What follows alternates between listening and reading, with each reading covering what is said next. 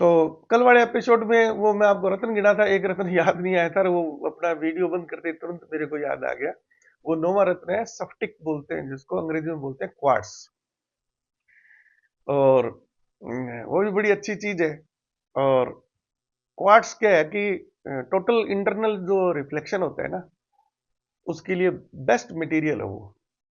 और बिल्कुल अच्छी क्वालिटी का क्वार्ट्स का टुकड़ा आपको क्रिस्टल मिल जाए तो वो हीरे से भी ज्यादा चमकता है वो, जबरदस्त, और बहुत सस्ता है। वो सर्वसुलभ है वो। सबसे सस्ता रत्नों में अगर कोई है तो क्वार्ट्स ही है वो। और वो उसकी कीमत बाजार में इसलिए कम है कि एक तो सर्वसुलभ है, दूसरा क्या है कि ना वो सॉफ्ट है, उतना हीरे जितना कठोर नहीं हो। तो आपने उसका वो एक जो भी है अंगूठी में जड़वा लिया या सप्टिक की माला आपने ले ली, तो उसको थोड़ा ध्यान से रखना पड़ता है। वो स्क्रैच वगैरह आ जाती है, जैसे कांच का टुकड़ा घिसता है ना, बस वो कांच जितना सही कठोर है, वो थोड़े दिनों में क्या है कि उसका जो सरफेस है वो रफ हो जाता है, और फिर वो पूरा उस प्रकार से काम नहीं कर पाता वो। ना तो लाइट है जो इंसिडेंट रे अंदर पूरी तरह से उसमें पेनिट्रेट कर पाती है, नहीं उसमें टोटल इंटरनल रिफ्लेक्शन होकर वापस बाहर आएगी, तो उस इंटेंसिटी में बाहर आती है, तो उसको धीरे धीरे चमक कम हो जाती है। अगर आप उसको संभाल के रखें तो हीरे को मात देता है वो चमक करने में। एक हीरे का टुकड़ा रख दो आप और एक क्वार्ट्स का, वो ज्यादा जबरदस्त चमकेगा आपके। हाँ, लेकिन वो कीमत के हिसाब से, क्योंकि डायमंड तो फिर हार्डेस्ट मटेरियल है ना, वो तो घिसता ही नहीं है। आज आपने हीरा खरीद लिया तो वो एक वो कोई विज्ञापन वाले बोलते हैं भाई हीरा है सदा के लिए, तो आपकी पीढ़ियां पीढ़ियां आपको यूज करेंगे, उसकी चमक में कमी नहीं आएगी। लेकिन क्वार्ट्स जो है सप्टिक है, वो जल्दी घिस जाता है वो। तो कपड़े की रगड़ से वो धीरे धीरे घिसता रहता है, तो उसकी चमक कम होती रहती है, तो इतना ही फर्क है। बाकी वो भी पत्थर है, खदानों से निकलता है, गजब जबरदस्त है वो भी। तो बाकी अब अपन आध्यात्म के रूप में अपन चल रहे थे, तो भागीरथ जी की यात्रा मैंने आपको बता दी थी, फिर किस प्रकार से वो गंगा का अवतरण हुआ था, जो आज हम गंगा माता का जो रूप देखते हैं वो उसके बाद की गंगा माता जी है। थोड़ा बहुत कोई परिवर्तन आता रहता है, कोई उनकी सहायक नदियों में कोई रुकावट आ गई, वो प्राकृतिक रूप से फिर चालू हो जाती है, तो ये प्रक्रिया सतत है, चलती रहती है। तो जो जितने भी मंदिरों में जहां पर भी हम महाकाल यानी शिव जी के प्रतिरूप को स्थापित करते हैं ना, तो वो शिवलिंग के रूप में हो। और आप सैटेलाइट से, अब तो क्या है कि 3D क्या नाम है आपके इमेज में, आपके गूगल अर्थ पर भी उसकी चित्र वगैरह उपलब्ध है। तो आप उसको ऊपर से देखेंगे ना, तो जैसे अपने तारामंडल जो थे उनको अपने वो तुला राशि के रूप में, मकर राशि के रूप में हमने प्रतिरूपण किया था, तो उसको एक अपन कोई आकृति ऐसी, मतलब पॉपुलर आकृति के रूप में उसको अपन प्रतिरूपण कर देते ताकि एक यादाश्त याद रखने में सुविधा रहे। तो जो शिवलिंग है ना, वो बिल्कुल वैसी आकृति, मतलब आसमान से अंतरिक्ष से देखने पर अपने को कैलाश पर्वत और उसके चारों तरफ जो उसको परिक्रमा बनी हुई है, और उन परिक्रमा पथों से ही तो ये जो उनका जल है वो आगे नदियों के रूप में प्रवाहित होता है। तो जो दूध का जो हम अभिषेक करते हैं, पानी का अभिषेक करते हैं, तो दूध का अभिषेक तो क्योंकि वो बिल्कुल डार्क मटेरियल का होता है, क्या नाम, कैलाश पर्वत, वो जो अपने शिवलिंग भी बनाते हैं वो भी उसी प्रकार के जो स्टोन है वो उसी की प्रतिकृति होती है। तो काले रंग पर सफेद रंग ज्यादा अच्छी तरह से स्पष्ट दिखाई देता है। तो वो जो अभिषेक वाला है ना, मेरे हिसाब से, मैं किसी शास्त्र को चैलेंज नहीं करता, वो कर्मकांड के विषय भी किस प्रकार से कौन से मंत्र के साथ में अभिषेक करना चाहिए उसका अपना महत्व है। लेकिन मैं तो हर चीज को क्या है कि वैज्ञानिक दृष्टिकोण से ही उसका विश्लेषण करता हूँ। तो वो जो ऊपर से बर्फ पिघल के वो ग्लेशियर के रूप में कैलाश पर्वत से नीचे जब नदी के रूप में अवतरण पानी होता है ना, तो हूबहू वैसा ही वो बनता है। और मैंने कैलाश पर्वत के चारों तरफ के जो क्लाइमेटिक कंडीशंस बताई थी कि पूरे 12 महीने कैलाश पर्वत का आधे से ऊपर का भाग है वो बर्फ से आच्छादित ही रहता है, और उसमें से कुछ काले काले रंग का भाग है वो कैलाश पर्वत का दिखाई देता रहता है, बाकी वो बर्फ नीचे झूलती हुई आती है, नीचे गिरती रहती है। तो बिल्कुल अभिषेक, दुग्धाभिषेक करते हैं तो उसी प्रकार का ही चित्र कैलाश पर्वत पर हमेशा उपस्थित रहता है। और दूसरी चीज, गंगा जी का स्वर्ग से अवतरण, कैलाश पर्वत पर उतरना, और वो जो उसका प्रतिरूपण है दूर से ऊपर हम अभिषेक करते हैं। तो कैलाश पर्वत के शिखर तो क्या है कि हमेशा एक गहन बादलों से ढका रहता है, और जो इंटरनेट पर आप चित्र देखते हैं कैलाश पर्वत ऊपर से स्पष्ट दिखाई देता है। तो 12 महीने के मौसम के हिसाब से कुछ बहुत कुछ समय के लिए ही वो उस प्रकार की वो स्थिति वहां पर उपलब्ध होती है, ताकि उसको उसको हम शिखर को देख सके। तो वहीं से ही उसका प्रतिरूपण होकर, है ना, ये शिवलिंग हमारे रूप में आया है। तो महाकाल यानी शिव जी का जो प्रतीक है ना, वो ये शिवलिंग है ये। तो अब इसके शास्त्रों में शिवलिंग की अलग अलग परिभाषाएं इसकी लोगों ने दी है ना। तो लिंगम, लिंगम का मतलब ही एक मूर्त रूप से इसका अपन लेते हैं, और बहुत से लोग इसके अलग अलग अर्थ भी लेते हैं, है ना। बाकी अर्थों पर मैं नहीं जाऊंगा, मैं तो केवल वैज्ञानिक विश्लेषण करने वाला आदमी हूं। तो अब हम कैलाश पर्वत का जो सराउंडिंग वातावरण है ना, वो मैंने आपको तुलना की थी, अगर स्वर्ग में जाकर कोई आदमी एक इस प्रकार की प्राकृतिक जो वातावरण है ना, उसकी अनुभूति की कल्पना करता है, तो वो आपको कैलाश पर्वत की जो सराउंडिंग है, जैसे कि मानसरोवर झील का किनारा है और है, तो वहां पर आप उसको प्रत्यक्ष अनुभव कर सकते हैं। मेरी बड़ी इच्छा है, मैं जाऊंगा, निश्चित रूप से जाऊंगा जब भी मौका मिलेगा, है ना। लेकिन जो लोग गए हैं, जिन्होंने अनुभव वहां पर बताया है ना, वो गजब अनुभव है, एकदम शुद्ध वातावरण। और टेम्परेचर, जैसे हमने पिछले एपिसोड में इसका डिस्कस किया था कि एकदम मैक्सिमम 17 डिग्री सेल्सियस, और मिनिमम आप ये मान लो कि लगभग जीरो मान लो, जैसे जम्मू कश्मीर में होता है, लेह लद्दाख में होता है। वो तो कैलाश पर्वत के ऊपर है -20 डिग्री, तो जो थोड़ा मानव के लिए ऐसा नहीं है, बाकी एक सामान्य सामान्य चीज है। और वहां पर आप इसका अनुभव कर सकते हैं।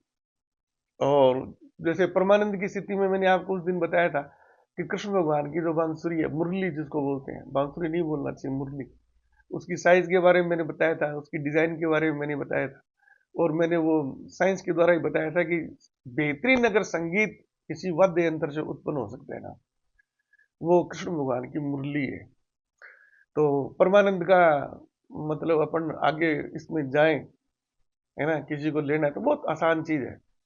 आप जब भी कभी कैलाश मानसरोवर की यात्रा का आपका संयोग बने, तो आप पहले से रिसर्च करके ना, तो बस मुरली पर उत्पन्न ध्वनि, बहुत गायक है बजाते हैं वो, और उसकी वो ध्वनि या तो आप डाउनलोड कर लें अलग से, और एक हेडफोन लेके जाएं, तो वहां पर ना वो जो एकदम शीतल हवा चलती है, और एकदम जो वातावरण है, एक मन मन की आत्मा को प्रफुल्लित कर देने वाला। और उस वक्त आप परमानंद की अगर अनुभूति आप करना चाहें, तो वहां पर आप पद्मासन लगा के आराम से बैठ जाए झील के किनारे, हेडफोन अपना लगा ले, और सारे जितने मल्टी चैनल स्टीरियो है सारे ओपन कर ले, क्योंकि वहां पर तो आपको कोई बांसुरी तो आपको सुनाएगा नहीं, मुरली की धुन तो, और न ही आपको बजानी आती है। और अगर बजानी आती है तो उसकी तो कोई तुलना ही नहीं है, बाद में तो कुछ बजता ही नहीं है। और उस वक्त वो संगीत और चारों तरफ का जो वातावरण है ना, तो सारी क्या है कि ज्ञानेंद्रियां आपको जो भी वातावरण की अनुभूति है, नाक के द्वारा वायु की सुगंध है ना, और आंखों के द्वारा जो आपके मस्तिष्क में पहुंचने वाली ज्योति है, उसकी अनुभूति है, और कानों से आप जो मधुर संगीत आप सुनते हैं, और हेडफोन लगाकर बाकी आपने जो भी, क्योंकि वहां पर भी काफी लोग जाते रहते हैं, तो कोई बोल रहा है या चल रहा है, कोई कोई नाच गा रहे हैं, धुन बजा रहे हैं अपनी, है ना, तो वो भी, वो सारी डिस्टरबेंस आपकी नहीं जाएगी। तो आप उस वक्त उस म्यूजिक का, है ना, संगीत का परमानंद की स्थिति में आनंद उठा सकते हैं।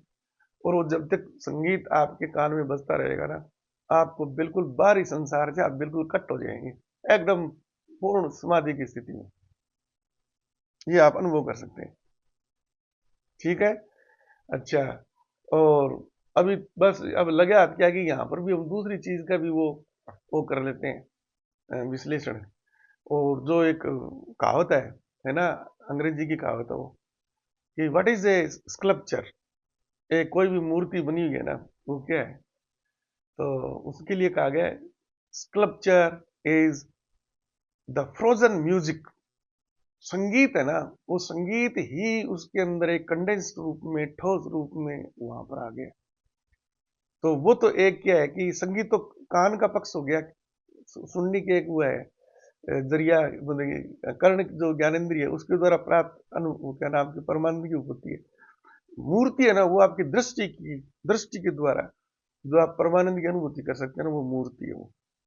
तो बहुत से लोग मूर्ति पूजा का विरोध करते हैं ना, तो उनको पूरा ज्ञान नहीं है। वो उस मूर्ति के द्वारा जो एक सर्वसुलभ जरिया बन जाता है परमात्मा से मिलन का, उससे वो छूते रह जाते हैं वो।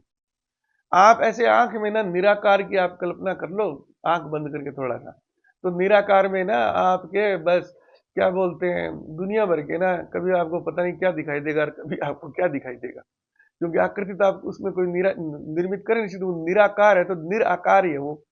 अच्छा, मैं जब निराकार की कल्पना करता हूँ ना आंख बंद करके, तो मेरे को सारा ब्रह्मांड दिखाई देता है, क्योंकि मैं तो गीता का उपासक हूँ ना, एम ब्रह्मास्मि।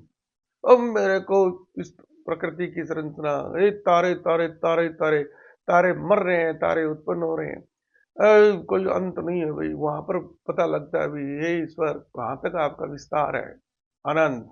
वहां पर आपको ईश्वर की व्यापकता का अनुभव होता है। मैं जब भी निराकार का अनुभव करता हूँ ना, तो मेरे को वो दिखाई देता है। ये तो हो गया उसका भौतिक स्वरूप, तारे वगैरह, ग्रह नक्षत्र और इत्यादि। अब उसका जो आत्म रूप है, ईश्वरीय रूप क्या है, वो जो सिस्टम है, वो जो सिस्टम है जिसके तहत ये सारी संरचनाएं अरबों खरबों वर्षों से जमी हुई है और आगे भी इसी प्रकार से अनंत काल तक जमी रहेंगी। वो जो सिस्टम है ना, जो भी फोर्सेज उनके बीच में लग रहे हैं, जो भी फोर्सेज उनको उत्पन्न कर रही है या उनको नष्ट कर रही है या पैदा कर रही है ना, वो जो सिस्टम है ना, वो सिस्टम है अमूर्त रूप में। उसको आप आंखों से या अन्य किसी विधि से देख नहीं सकते। उस दिन मैंने आपको एग्जाम्पल दिया था, है ना, एक चुंबक और कील के बीच में आप अनुभव कर सकते हो कि भाई कील को ना चुंबक अपनी ओर खींच रहा है, बल लगाकर खींच रहा है, बल है वो। और जहां पर बल है ना, वहां पर एनर्जी है। बल से ही एनर्जी उत्पन्न होती है। वो बल है ना, वो अमूर्त है वो। उसको आप विभिन्न विधियों से ना मेजरमेंट कर सकते हो, कम ज्यादा सारी चीजें कर सकते हो आप उसको। उसको आप प्राकृतिक कृत्रिम रूप से बढ़ा भी सकते हो, कम मैग्नेटिक फोर्स उसको बढ़ा दो आप। इलेक्ट्रोमैग्नेट उसमें करंट ज्यादा डालोगे आप, तो ज्यादा वो पावरफुल मैग्नेटिज्म हो जाएगा। कम करोगे तो कम हो जाएगा। वो सारे नियंत्रित टोटल जो इलेक्ट्रोमैग्नेटिक वेव्स के द्वारा सारे उपकरण चलते हैं, ये सारा वो आर्टिफिशियली तो अपन करते हैं वो। उस अमूर्त चीज को हम बिल्कुल नियंत्रण कर लेते हैं, बिल्कुल। तो एक मैंने उदाहरण दिया है, बाकी इस ब्रह्मांड में जो सिस्टम है उसमें तो जो अभी तो ज्ञात जो वैज्ञानिकों ने खोजा है, चार ही प्रकार के तो बल खोज पाए हैं। वो ग्रेविटेशनल फोर्स, इलेक्ट्रोमैग्नेटिज्म यानी इलेक्ट्रिक और मैग्नेटिक फील्ड दोनों तो एक का ही एक दूसरे में प्रतिरूपण है, वो राधाकृष्ण वाला स्थिति ऐसी है इसमें यहाँ पर। फिर आपके न्यूक्लियर फोर्सेज है, फिर आपके वीक फोर्सेज है, उनके बारे में अभी तक किसी को पता ही नहीं है। ग्रेविटेशन में जैसे अपने इलेक्ट्रोमैग्नेटिज्म जाए तो फोटोन है, उसका जो सबसे छोटा जो ऊर्जा का पार्टिकल है, उसके बारे में बहुत कुछ हमें पता है।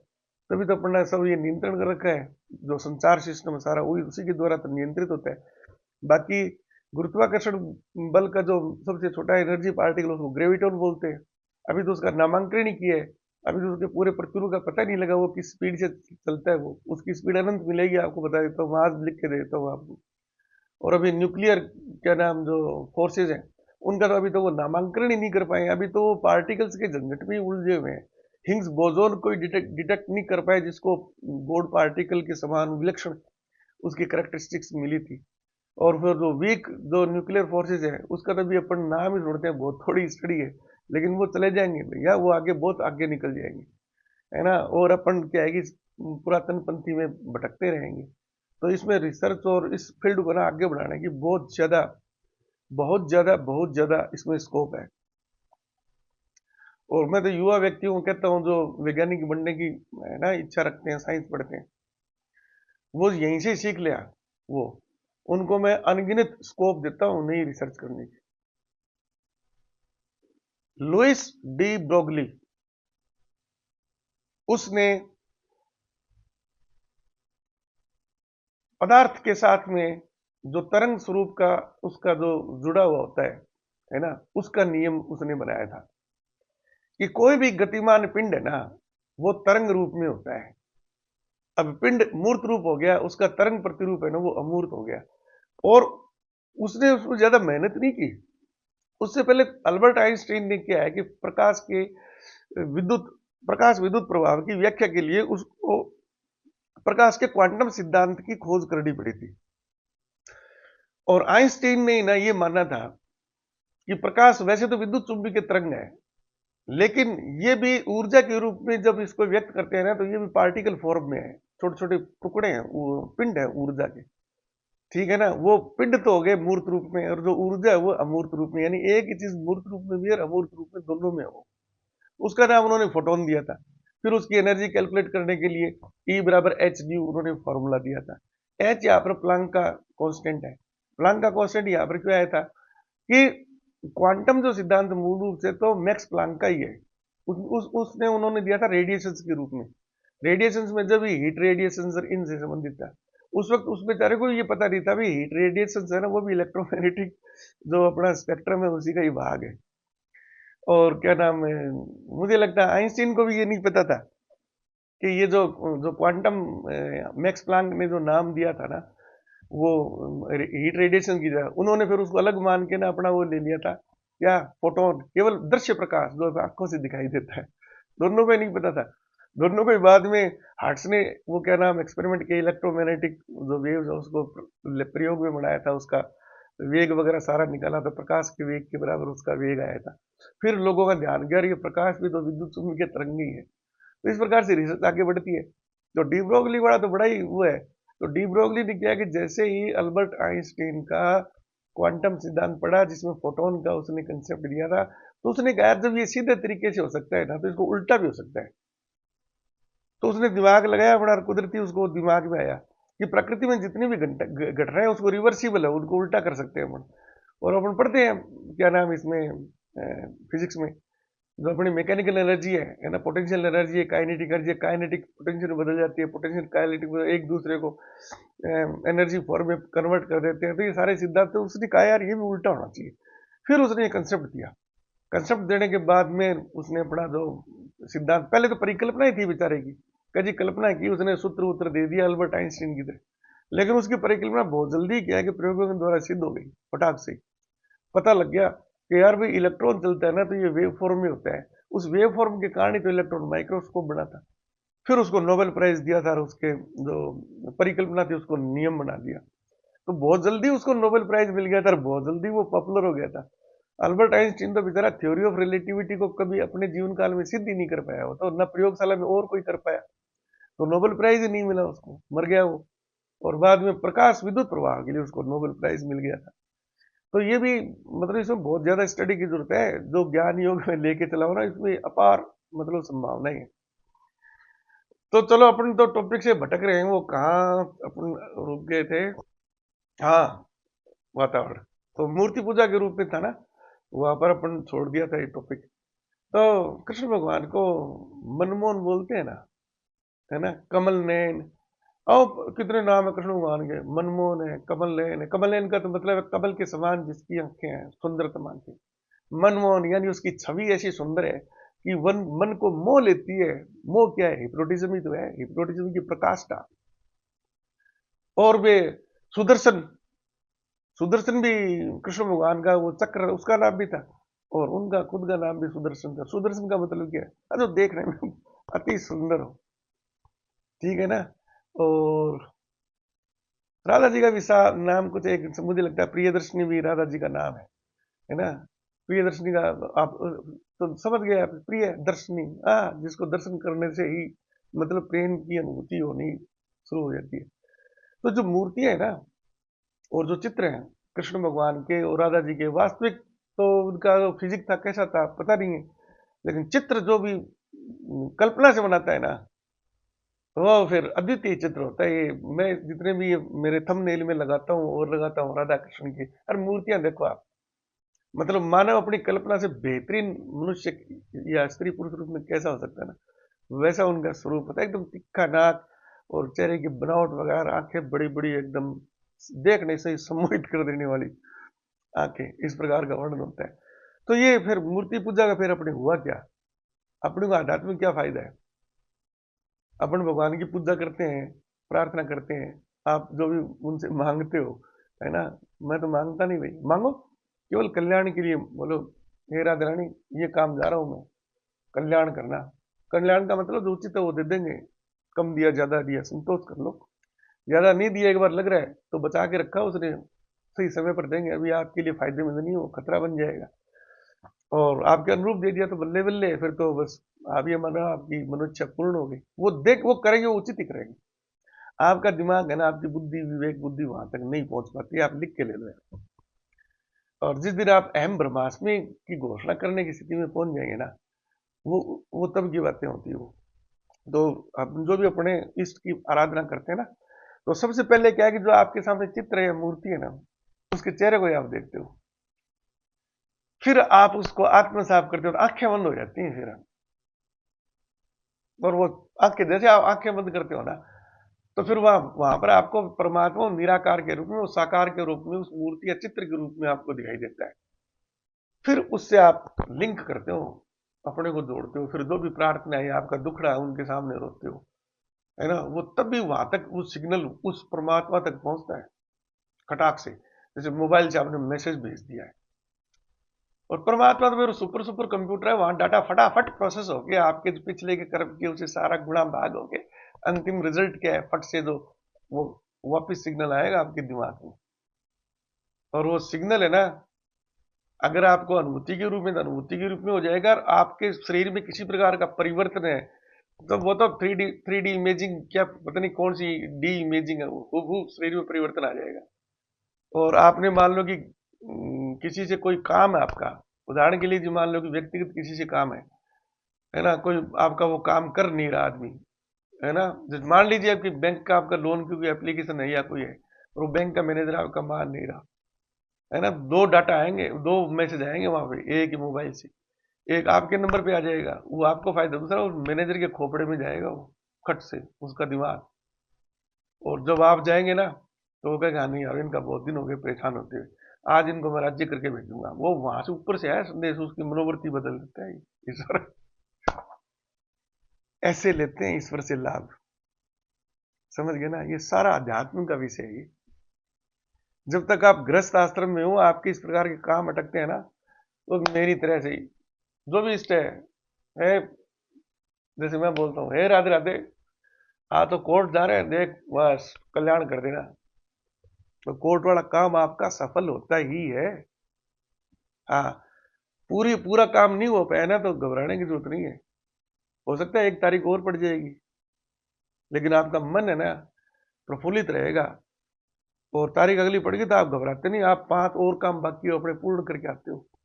वरना आप एक उस चीज से नहीं जुड़े हो ना, तो आप अपने आप को कोसोगे, वकील को कोसोगे, जज को कोसोगे, दुनिया भर पर उसका वो डालोगे, तो आपका मन क्या है कि गिलानी से भर जाएगा। और जो 5-4 और काम करने वाले थे बीच के, जो क्या नाम आपको, कोई घरेलू जो अपने गृहस्थ आश्रम के थे, उनमें और गड़बड़ करके आते हो आप।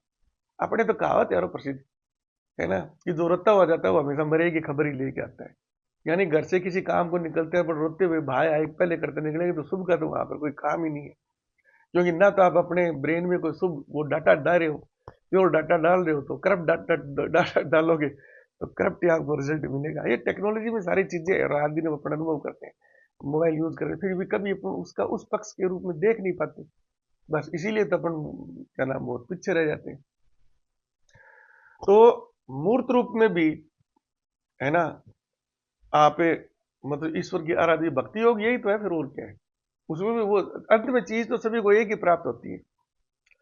भक्ति योग की बस थोड़ी सी दिक्कत ये है ना, कि अपन राधा जी या कृष्ण जी या मीरा जी और कर्मा जी वाली स्थिति में तो इसलिए नहीं पहुंच पाते कि उस वक्त उनका जो जमाना था ना, उस वक्त भौतिक युग नहीं था, तो अपना ध्यान क्या है कि उसमें जल्दी अपना लीन हो जाता था, तो बाहर की जो घटनाएं है ना, वो अपने को ज्यादा प्रभावित नहीं कर पाती।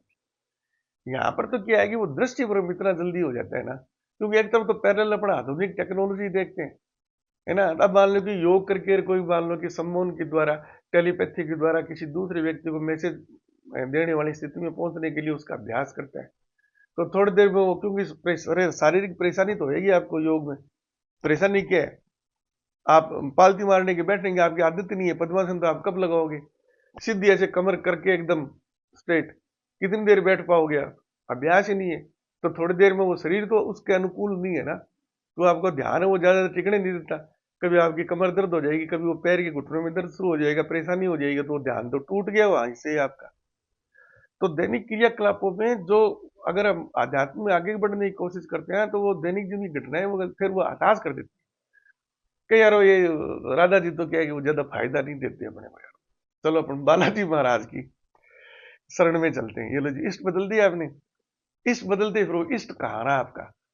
तो फिर वो जब भी आप उनका ध्यान करने की करते हो ना, तो बालाजी की मूर्ति को ऐसे सचित्र आपने देख के ध्यान, इतने वो राधा जी वाला पुराने वाला वो चित्र आपके सामने आ गया, तो ध्यान तो आपका भटक गया वो। और जब तक आपके दिमाग से बहुत ज्यादा स्ट्रॉन्ग सिग्नल नहीं निकलेगा ना, तो कमजोर, जैसे वो टावर नेटवर्क बहुत कम होता है वहां पर, कौन सा काम होता है, डाटा भी ठीक ढंग से आपके डाउनलोड नहीं हो पाते। वीडियो कॉल कर रहे तो वो वीडियो कॉल भी बीच में जर्क करती रहती है। कई बार तो वो बोल ही देता है अभी सिग्नल इज वेरी वीक, आ जाएगा नोटिफिकेशन आपकी, तो बात ही नहीं हो पाएगी। तो सारा यार कंप्यूटर वाला सिस्टम है।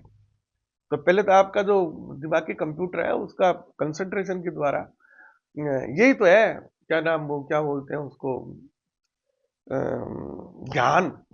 ध्यान की प्रक्रिया यही तो है, ध्यान पूरा साइंटिफिक है एकदम, टोटल विश्लेषण गुणा भाग होती है वहीं पर ही है। तो ध्यान वाली स्थिति में समाधि तो वो तो टूट गई आपकी समाधि, तो ईश्वर की प्राप्ति वाला है। ध्यान योग तो आपको ज्ञान प्राप्त करने के मार्ग का वो एक जरिया है ना। तो जैसे 35 साल से अभी जो मेरा चल रहा है, 75 साल में जाके होएगा मेरा, तो क्या नाम, वो बोलते हैं संन्यास आश्रम। तो ये मेरा मेरा जो 25 साल का जो मेरा वानप्रस्थ आश्रम है, 25 साल का ही तो हुआ, 50 से 75। लेकिन मैं तो 1990 में ही मेरे को मैं वो ज्ञान वाली स्थिति पर चल पड़ा था, धीरे धीरे धीरे धीरे धीरे धीरे करके।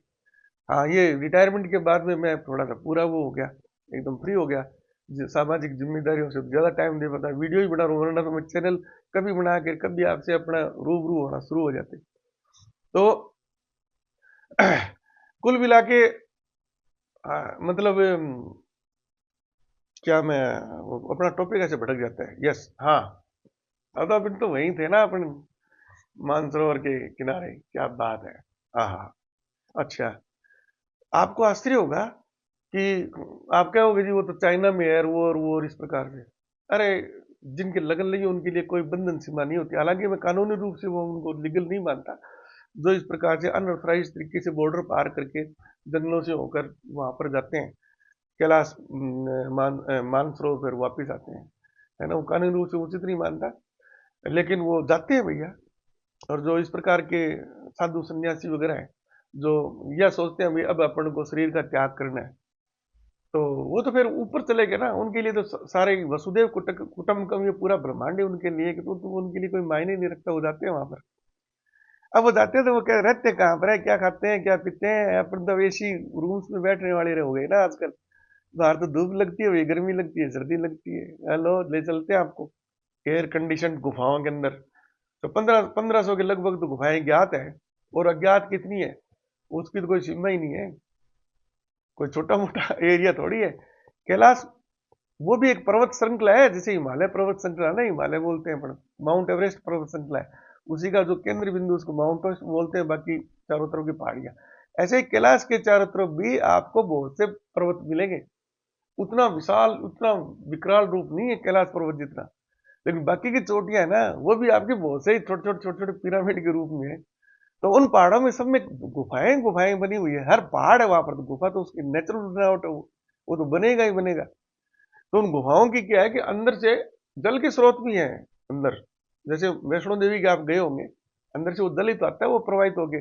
और जितने भी आपको तीर्थ स्थल देख लो आप, जैसे जयपुर में हमारे गलता जी है, तो प्राकृतिक झरना है वहां पर। तो ऋषि मुनि, ये गालब ऋषि के नाम पर तो गलता जी बसा हुआ है ये यहाँ पर। अब ऋषि है, जब तक वो समाधि में अपना शरीर त्याग नहीं करते, तो मानव शरीर के रूप में उनको भोजन की आवश्यकता पड़ती है, जल की भी आवश्यकता पड़ती है। तो लेने के लिए शुद्ध जल दूर जाने की जरूरत नहीं है, तो वहीं अपना वो पानी का झरना बह रहा है। ऐसे ही उन गुफाओं में झरने भी है, पानी के स्रोत भी है।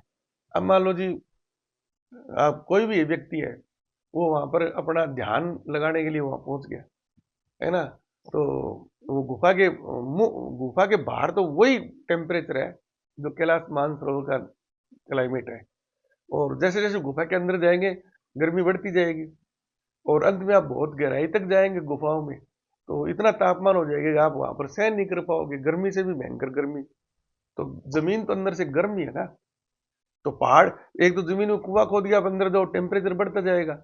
एक पहाड़ भी तो जमीन का भाग ही है, उसके जो जो अंदर जाओगे डेप्थ में गर्मी बढ़ती है। तो आपको, जैसे कोई बाबा जी है, अभी वो ध्यान में विलीन हो गए, वो तो ध्यान की क्या सीमा है, वो आपके शरीर पर निर्भर करती है। आप 1 घंटे भी ध्यान लगाना मुश्किल हो जाएगा। आप 4-5 घंटे भी लगा सकते हैं। फिर आपको पेशाब की आदत भी हो सकती है, लेटरिन की आदत हो सकती है। फिर वो धीरे धीरे अभ्यास के द्वारा इन कर्म इंद्रियों पर नियंत्रण करना वो सीख जाते हैं वो। तो ध्यान की तो कोई सीमा ही नहीं है ना। आप कुछ मिनटों सेकंडों से लेकर दिनों तक जा सकते हो, दिनों से महीनों तक जा सकते हो, महीनों से आप वर्षों में जा सकते हो। ये शरीर तो जितना चाहो आप इसको अपना अनुकूल कर सकते हो। ठीक है ना। जरूरी है कि दिन में कोई 3 बार भोजन करें और 10 बार पानी पिए, तभी हमारा ये जीवन, ये जो जीव है ये जिंदा रहेगा शरीर। कोई जरूरी नहीं है। बहुत से लोग हैं एक टाइम ही खाना खाते हैं। कुछ लोग हैं जो नवरात्र में जो 9 दिन है वो निराहार रहते हैं, कुछ थोड़ा बहुत फल फ्रूट खा लेते हैं। शरीर को डाल दो वैसे ही डल जाएगा। तो जो महीनों तक ही पानी पीने की या लेटरिन पेशाब की या कोई भी जरूरत नहीं हो, तो अभ्यास कर लेते हो शरीर का। वो शरीर की एक ही मुद्रा ले लेते हैं, उसमें हिलते डुलते भी नहीं है, श्वास की गति भी धीमी पड़ जाती है।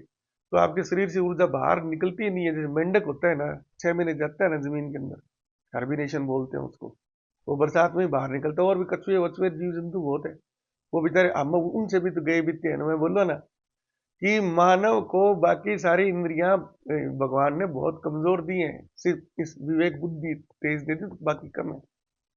तो हार्बिनेशन में वो जो मेंढक है, क्या नाम है, आप जानते हो कि वो वहां पर मर गए हैं क्या? नहीं। वो अपनी श्वसन क्रिया बिल्कुल बहुत कम कर लेते हैं। अपनी जो तंत्रिका तंत्र वगैरह जो उनका पाचन है उनको इतना स्थिर कर देते हैं कि बस वो एक वो जीवन चलने की वो ऊर्जा वो लेते हैं। तो एक टाइम के भोजन से ही वो आपको कई वर्षों तक जिंदा वो रख देगी। बहुत सी मछलियां हैं, वो कीचड़ के अंदर, क्या नाम है, वो हर्बिनेशन में चली गई। और जो जो मछलियां वगैरह पकड़ते हैं वो तो रात दिन देखते हैं। वो इस प्रकार की लंबी लंबी मछलियां, वो अंदर से वो मिट्टी तोड़ते, अंदर जो जमे हुए सूखे पत्थर के अंदर से वो मरी हुई जैसे निकलती है, वो कुछ लगभग डेड, लकड़ी की तरह, है ना। और लेकिन उनको पता है कि ये मरी नहीं है। तो उसको जैसे ही वो थोड़ा सा पानी वानी उसको देंगे ना, तो धीरे धीरे उसको वापस हरकत आनी शुरू हो जाती है। और फिर तो वो पानी में वैसे ही तैरती है, पकड़ना मुश्किल हो जाता है, जिसको अपन वो बड़ा हुआ समझेंगे। तो वो सारी स्थिति है। तो जो है वहां पर, है ना, सर्दी लग रही है तो बाबा जी क्या है कि ध्यान खत्म होते ही सर्दी महसूस हुई भी, अब ध्यान में ये भंग डाल रही है, तो थोड़ा सा अंदर खिसक जाएंगे, 5-7 कदम अंदर जाके वहां समाधि लगा ली। फिर वो आपका एयर कंडीशन है ना। और वो काफी ज्यादा टाइम हो गया, उनको लग रहा है यार कुछ अब वातावरण बाहर भी गर्म हो गया और अंदर गुफा में ज्यादा गर्मी है, तो थोड़ा सा बाहर की तरफ आ जाओ, द्वार की तरफ आ जाओ। खिसकना ही है वहां पर। जैसे आप एसी का आप टेम्परेचर कंट्रोल नहीं करते क्या? ज्यादा ठंड हो जाती है तो टेम्परेचर बढ़ा देते हैं, ज्यादा गर्मी लगती है तो। यार इतनी सिंपल चीजें हैं और रात दिन अपन करियो वो करते हैं। लेकिन हम क्या कि इस दूसरे पक्ष की तरफ जाते ही नहीं ना। समस्या तो यही है। कोई भी समस्या नहीं है, कहीं पर कोई व्याधि नहीं है। वो आनंद आपको ढूंढना है। भगवान ने भी ना आपको 50% डाटा है ना, वो क्या नाम, वो व्याधियों वाले दिए, उनमें से निकालते रहो दुख, आत्मसात करते रहो उन दुखों का। है तो वो पूरा 100 ही, 50 दिया था भगवान ने दुख, आपने उसको बढ़ा बढ़ा कर 60, 70, 80, 90, 95, 99, कई महाशत 99 तक ले जाते, 99, 99.99। तो उनकी जिंदगी में कहीं खुशी है ही नहीं। उनको कभी वो आया है हाय हाय देखते हो, आप हाय हाय करते रहेंगे। और कुछ है, जैसे मैं आपको, जैसे देखते हो मुझे, और मेरे घर वाले भी कई बार बड़े परेशान हो जाते हैं। वो कहते हैं अरे ये कोई आदमी है क्या है, इनको कोई चिंता ही नहीं होती परिवार में क्या चल रहा है और चल रहा है, ये बस अपने धुन में मस्त अच्छा सोता खाता पीता है, मस्त तला आके सो जाता है, निकल जाता है घंटों घंटों, तो आता ही नहीं, घर में ही नहीं आता। तो ढूंढ खुशियां आपको, वो पूरा जो ब्लैंक आपको मोबाइल दिया भगवान ने, कर लो फॉर्मेट उसमें, अच्छी अच्छी सूचनाएं, अच्छे अच्छे ऐप डाल लो। वैसे वो डाटा तो उतना ही है, जैसे 128 GB वाला मेरा फोन है, तो फ्री डाटा इसमें लगभग 70-75 है। तो 70-75 जैसे मर्जी आप भर लो ना, अच्छे मनोरंजक संगीत वगैरह से, इस प्रकार के ज्ञान से भर लो। और गलत ढंग से भरो तो आपको पता ही है आजकल सब उपलब्ध है, वो भर लो, वो फुल भर जाएगा तो मना कर देगा भैया अब जगह नहीं है। एक्सटर्नल लगाओ आप स्टोरेज सिस्टम, एक्सटर्नल अपने दिमाग में तो भगवान ने सुविधा दी नहीं है कि एक्सटर्नल कुछ उसमें जोड़ दो कि यहाँ से वो यूएसबी जोड़ दे, चल मेरा भाई 100-200 GB डाटा या 1 TB और हार्ड डिस्क और लगा दी, वो तो है नहीं यहाँ पर, क्योंकि उसकी खुद की सीमा ही अनंत है। कोई जरूरत ही नहीं थी भगवान ने आप इतनी, क्या नाम, वो अब जैसे मान लो कि वेद पुराण धर्म ग्रंथ वगैरह और ये में बहस थोड़ी बहुत चल पड़ी। मैं तो यार तुम क्या घोटाला लगा रहे हो, क्या सिखा रहे हो मेरे को? गीता के 5 श्लोक बोल रहे हो, आप ये दिखाना चाहते हो कि मेरे को याददाश्त है, आपने सारा एनर्जी वही वो की है। मेरे पास ये रहा, तो ये रहा क्या? आप तो गलत उच्चारण करते हो, पाणिनि की संस्कृत का उच्चारण आप कर सकते हो क्या? और वेद तो फिर सारे है ही। गीता का मतलब क्या है यार? आप पहले तो यही बात कर लेते हैं, गीता क्या है? गीत, गीत से बना हुआ शब्द है ये। तो गीता के जो श्लोक है ना, वो राग में गाए जाते हैं, संगीत है ये, गीत है ये। अपन उसको वैसे पढ़ लेते हैं तो आधा तो अपन गीता का सेंस वैसे नहीं। और वेद तो सारा ही है ही श्लोकों के रूप में, काव्य रूप में है। ओरिजिनल महाभारत वेद व्यास जी की सारी की सारी काव्य रूप में है। जैसे रामचरित्र मानस है ना, कोई कहानी लिखी थी क्या, क्या नाम है, तुलसीदास जी ने। वो छंद बने हुए हैं उनके, चौपाइयां छंद, चौपाइयां चौपाइयां छंद। ऐसे ही जो क्या नाम, वाल्मीकि जी की जो संस्कृत के रामायणम है, वो भी सारी की सारी काव्य रूप। इनको इसलिए तो महाकाव्य बोलते हैं। कहानियां थोड़ी जैसे अपन किताबों में पढ़ते हैं, कहानियों के लिए अलग टर्मिनोलॉजी है, कविता अलग होती है, कथा अलग होती है। तो कथाएं हैं यार, और ये कविताएं हैं सारी। तो ये गीता का मतलब बना ही है, शब्द गीत से बना हुआ है। तो मैं उनको बोलता हूँ यार, तुम तो संस्कृत के श्लोक बोलते हो कथा के रूप में, ये देखो ये रहा। मैं बोलता हूँ उसमें एलएस का क्या नाम, कृष्ण भगवान की गीता है ना, पूरा संगीत में लय में सुनाओ। लो जी, लो, ये रहा। वो कहते हैं जी मोबाइल में, अरे ये मोबाइल बनाया किसने? हमने बनाया, ज्ञान योगियों ने। तुम्हारी वैदिक ग्रंथों से तूने तुम्हें जो चीज बनाई थी, तुम तो उसके नजदीक ही नहीं हो। तुम तभी संजय की स्थिति में नहीं पहुंच पाए हो। हम यहाँ पर क्या है कि 3D इमेजिंग के द्वारा पता नहीं ब्रह्मांड में हमने क्या क्या कर दिया और क्या क्या करते जा रहे हैं। उस इन्होंने बदनाम कर दिया सारे जो अपना वैदिक ज्ञान था ना। ये बीच में पीढ़ी ऐसी आई है, और उसमें आक्रांताओं का भी बहुत भयंकर हाथ उन्होंने। भाई नालंदा पूरा विश्वविद्यालय जला दिया था ना उसने, जो जिसने वो नष्ट किया था, क्या नाम, वो बिहार में उसके नाम से वो स्टेशन था, बदल दिया नाम उसका, वो तो भी अब याद नहीं आएगा। इससे कहानियां आजकल ये तो बहुत प्रचलित है। तो तो ये बात है। तो साक्षात स्वर्ग अगर किसी को पृथ्वी पर देखना हो ना, तो वो कैलाश मानसरोवर जरूर जाए वहां पर। इसलिए तो फिर वो कथाओं के रूप में यही तो प्रचलित हो गया ना भाई, शिव भगवान को आकर साक्षात रूप में उनका निवास कहाँ पर होता है? तो बोले कि ऐसे तो महाकाल है जहां पर चारों तरफ आनंद ही आनंद, आनंद ही आनंद, आनंद ही आनंद, आनंद। तो वो तो पृथ्वी पर तो एक ही स्थान है, कैलाश पर्वत, बाकी है ही नहीं। तो वहीं जाएंगे, इतनी तो उनको नॉलेज थी हमारे पूर्वजों को। तो वो तभी तो वो कहते हैं ना, अगर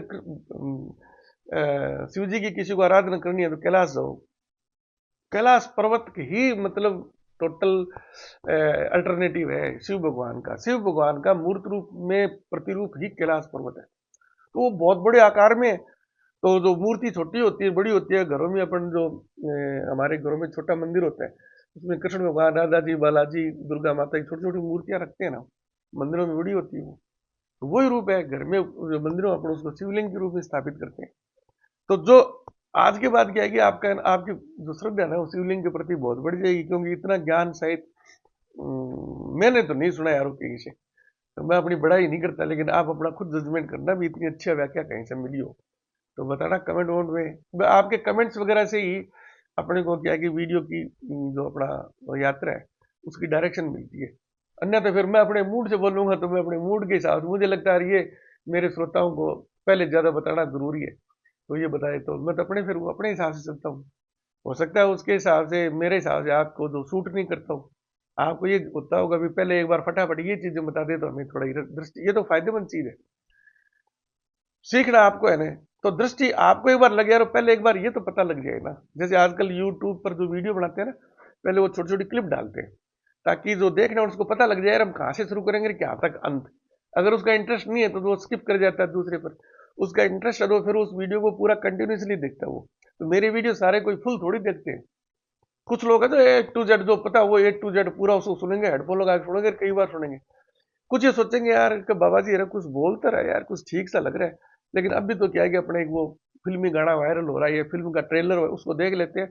फिर फुर्सत मिलेगी तो फिर गौर करेंगे, या अभी मैं स्टूडेंट हूँ, मेरे को जरूरत नहीं है, या अभी यार मैं गृहस्थ आश्रम में हूँ, अभी मेरे बस में जा रहा हूँ नौकरी पर, तो मेरे पास टाइम नहीं है। वीडियो तो 40 मिनट का बना के ठोक दिया, शाम को देखता हूँ ऐसे। तो फिर वो क्या है कि मेमोरी से निकल जाता है वो। हाँ, फिर भी बहुत अच्छा रेस्पॉन्स है। और एक मैंने आज वीडियो डाला है, मैंने चुनौती दी है, दो आपने देखा होगा प्लेलिस्ट में, दो मैंने लीगल चुनौतियां भी दी है। क्या नाम है अपने, जो भी है पत्रकार महोदय, ये जो एक वो बेचारे आईआईटी बाबा वाले के लिए स्पेशल एक वीडियो बना के आज मैंने डाला है ना, ताकि उनको आंखें खोल जाए। मैं उसका प्रतिनिधि हूँ। वो ज्ञान योग की तरफ जा रहा है, वो आईआईटी से इंजीनियर है ना वो, लेकिन अभी उम्र उसकी कम है। उसकी अभी मेरे जितनी साधना नहीं है कि हर किसी को वो ईश्वर को वो बता सके। और तो वो होता है फिर अपनी अपनी उसको बेचारे को थोड़ा सा बदनाम करने की, ठीक है, वो उसकी व्यक्तिगत कुछ है, कोई नशा वसार वो इस प्रकार में चला गया। तो अब मैं तो उसके उज्जवल भविष्य की कामना करता हूँ कि एक बार तो उसको ना वाकई गृहस्थी में जाना चाहिए पहले। ठीक है, क्लिक हो गया। मेरे को भी तो गृहस्थी में क्लिक हुआ था 1990 में, मेरे बच्चे तो छोटे छोटे थे।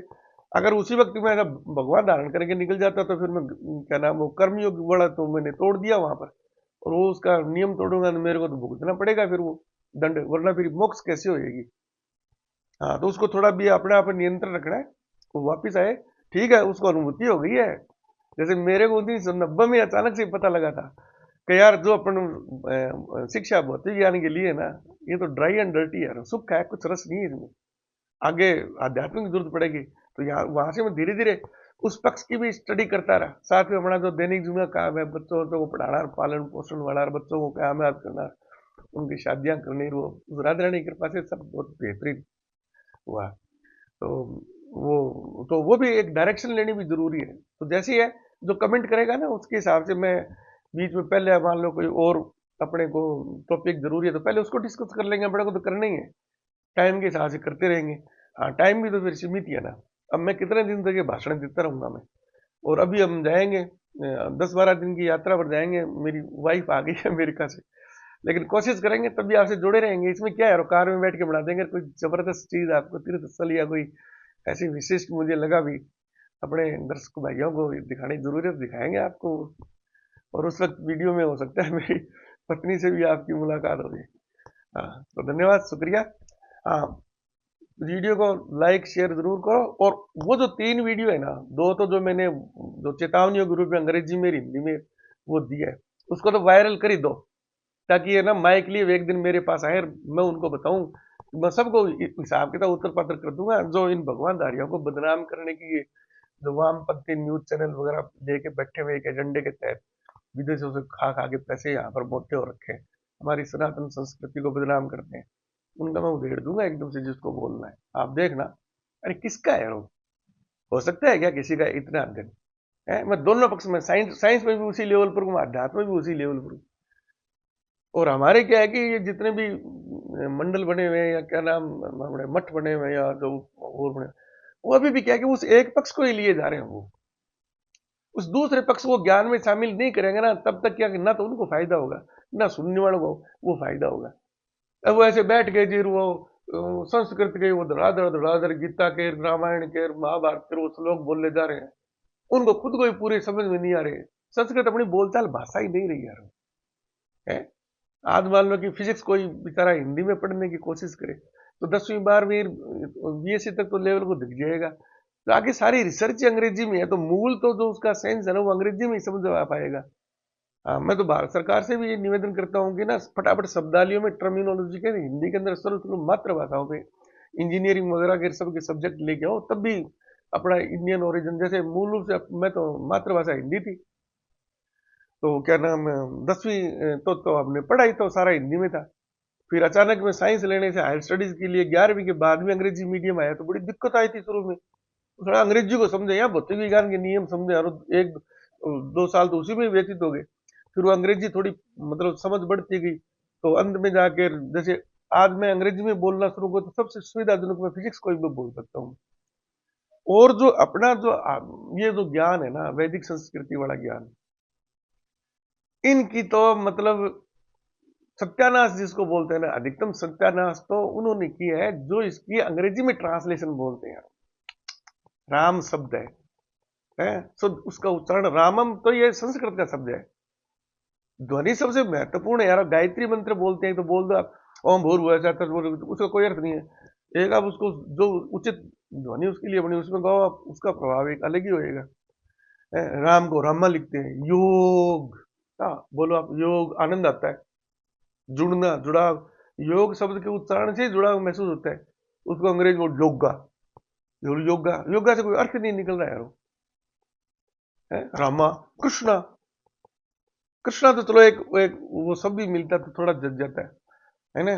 तो इस प्रकार से हाँ, आज मान लो लक्ष्मण है, तो लक्ष्मण तो शुद्ध उसका उच्चारण है, हमको तो उसका अंग्रेजी में लक्ष्मणा लिखेंगे, जैसे महेंद्र को महेंद्रा लिखते हैं। तो यार उस सभ्यता में, उस व्याकरण में आप जा रहे हो जहां पर इस प्रकार की कोई सेंस ही नहीं है ना, तो वो चीजें सही ढंग से तो वो आपको ट्रांसमिट या उसका वो नहीं जा पाएगा ना अगले की तरफ, उसका मतलब तो नहीं जा पा रहा। अब आप देखो ओम का उच्चारण है ना, ओम, ये ओम का उच्चारण है। ये कहां से आया है? जो मंदिर में बड़ा घंटा लगा हुआ है ना, वो बिल्कुल ईश्वर रूप है, वो प्राकृतिक डिस्ट्रीब्यूशन वही है। मैंने आपको बताया था ग्राफ, नेचुरल ग्राफ होता है, उसका प्रतिरूपण है। घंटे के बाद बताओ आप, टन, इस प्रकार से आ रही है ना वो ओम, वहां से वो ओम शब्द का उच्चारण करता है, वो घंटे की ध्वनि है। अच्छा, अब अंग्रेजी में क्या बोलोगे आप ओम को? ओम्मा। लो जी, ओम्मा का कोई उच्चारण करके मुझे बता दे। ओम्मा। अरे क्या हुआ, तू ओम बोल रहे हो या माँ बोल रहे हो? तो ये बहुत ही वैज्ञानिक चीजें हैं, इनको सूक्ष्म देखने से इनका है। तो जिन्होंने भगवत गीता का अंग्रेजी में ट्रांसलेशन किया है ना, वो उसने कचरा कर दिया, वहां पर कूड़ा ही कर दिया। भगवत गीता तो ओरिजिनल संस्कृत में गीत के रूप में है ना, वही है जो श्री कृष्ण के मुख से उच्चारित हुई थी। असली तो वो है, कोई ज्ञान लेना हो तो कौन जानता है वो विद्या, है ना। एक बार क्या है कि ये किस्सा भी बड़ा, अपने राधा कृष्ण थे, राष्ट्रपति थे, मैं सम्मान करता हूँ। उन्होंने भगवत गीता पर टिप्पणी लिखी थी किसमें? अंग्रेजी में। तो वो जापान में गए थे वो, तो जापानी तो क्या है कि अलग ही प्रकार के है ना वो। तो उन्होंने वो जो भी वहां पर गए थे, तो हिंदुस्तान की तरफ से ना गिफ्ट दी उन्होंने। तो उन्होंने भाषण भी ठोका था वहां पर अंग्रेजी में। अपने मोदी जी मैं प्रणाम करता हूँ, जहां जाते हैं हिंदी में बोले, किसी को बात करनी तो सीख लो यार। आजकल तो वो क्या वो बोलते हैं, वो क्या बोलते हैं, वो एकदम भाषा तुरंत ही बदल देते हैं, और है ना। अब योगी जी देख लो, आप कभी अंग्रेजी में बोलते देखा है क्या? ये नहीं है कि उनको अंग्रेजी आती नहीं है, अंग्रेजी बीएससी ऑनर्स है, बीएससी ऑनर्स। हाँ, तो उन्होंने वो व्याख्यान दिया अंग्रेजी में। तो वहां से फिर जो उनका होस्ट था ना, जैपनीज, जो उसके उनके समकक्ष प्रेसिडेंट था, या उनका जो भी हाई विदेश मंत्री था, उसने उसी वक्त ही ना राधा कृष्ण जी की उतार दी थी छाप। बोले कि माननीय राष्ट्रपति जी, अगर आप ये गीता मेरे को ओरिजिनल मूल संस्कृत रूप में देते तो मेरे को बहुत ही प्रसन्नता होती, और उसके बाद में अगर आप मेरे को हिंदी में भी इसका ट्रांसलेशन दिया होता ना, तो मैं वो खुश होता मैं, है ना। आपने अंग्रेजी में दिए, जो भाषा जो ना हमारी जैपनीज में देता तो कहना ही क्या था। जो हम या तो जैपनीज समझते हैं, या आपके हिसाब से देखेंगे तो हम हिंदी या संस्कृत की तीसरे तिवाड़े का अंग्रेजों की भाषा को लिए एकदम से शर्मिंदा हो गए थे राधा कृष्णन जी। ठीक है, आज इतना ही करेंगे, धन्यवाद। वो उन वीडियो को वायरल करो भैया, ठीक है।